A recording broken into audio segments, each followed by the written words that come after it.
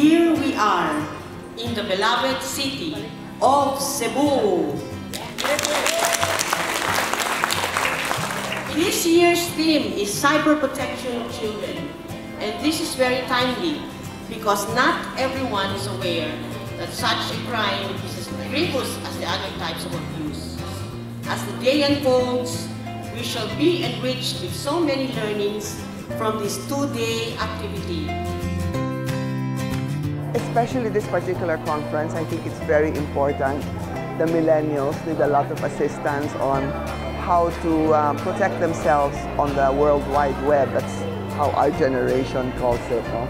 We understand that there are many kinds of social media out there. So I hope that after this conference in Ako Para Sa Bata, the millennials and the children of their children will understand that yes, it's a terribly huge advantage to be in touch with the rest of the world through cyberspace. However, they need to know how to protect themselves, how to keep themselves safe, and how to keep their brothers and sisters who might be younger than them safe. Because online child abuse and exploitation is now a huge problem for all governments in the world. This is not the committee's accomplishments alone. This acknowledgement counts all of you present today who have been proactively working on the protection of our children. These are not our accomplishments, but ours altogether. We have seen the results. We have seen the impact. I think this conference in particular at this particular time is important because I think right now there is kind of a emotion around the world to do something about cyber crimes against children, because we can no longer say we didn't know, we can't do anything about it, and so on. We can do something about it, but we need to be everyone together. We need to be the civil society, we need to be the faith-based organizations, we need to be government, we need to be police, the judiciary. Everyone needs to say this cannot continue. It's the most heinous crime that anyone can commit against a child, and it should not be allowed, it should not happen. We also congratulate you for choosing the cutting-edge theme of Cyberprotection for Children. Ang expectation ko, nag-attend dito, is to update our knowledge and skills, how to handle children, especially itong more on cyber crime. Being a social worker sa local government namin sa Titay, Region 9 po. The next expectation ko, at least, hindi pa nga ako as in full-fledged na WCPD, pero I have a background sa criminal investigation course. So if ever ano yung matutunan ko dito, ibibigay ko rin lahat sa best doon sa community namin, especially sa mga high school students na commonly marami nang nararanasan sa cyberbullying, about sa internet. So if ever, i-share ko lahat sa kanila. So one common online threat we now have is sexting. Another phenomenon that we see is sextortion. Another area that we now see is the exploitation of very young children. So about 80% of the images, sexual abuse images of children online are images of children who are under 10 years of age. And between 6 and 10% are children who are infants. So this is really very, very troubling.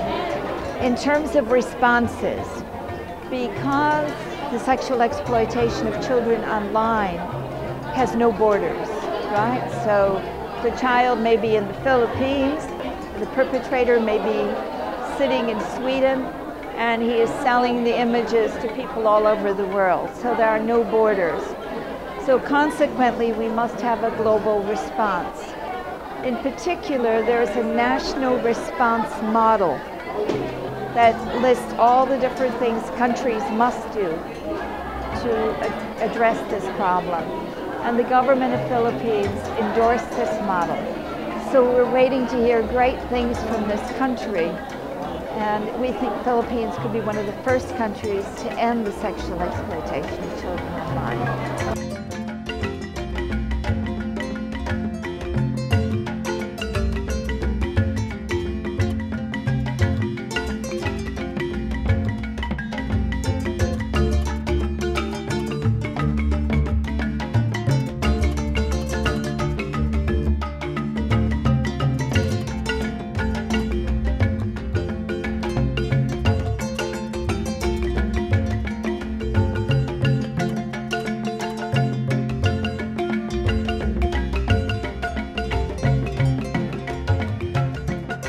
As part of its commitment to fight online exploitative acts against children, the Philippines enacted Republic Act 7610 on special protection of children against abuse, exploitation, and discrimination, RA 9775 on child pornography, RA 9262 on anti-violence against women and children, RA 9208 on anti-trafficking in persons, expanded by RA 10364, and finally RA 10175 against cybercrime.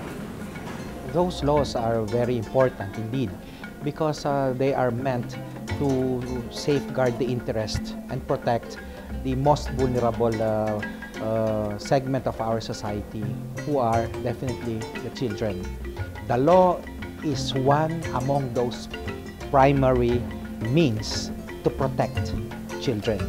But we cannot evade and avoid the fact that the laws are there, but we as corporeal beings, we men and women, must be the ones to actually enforce the law, abide by the law, and protect our children ourselves.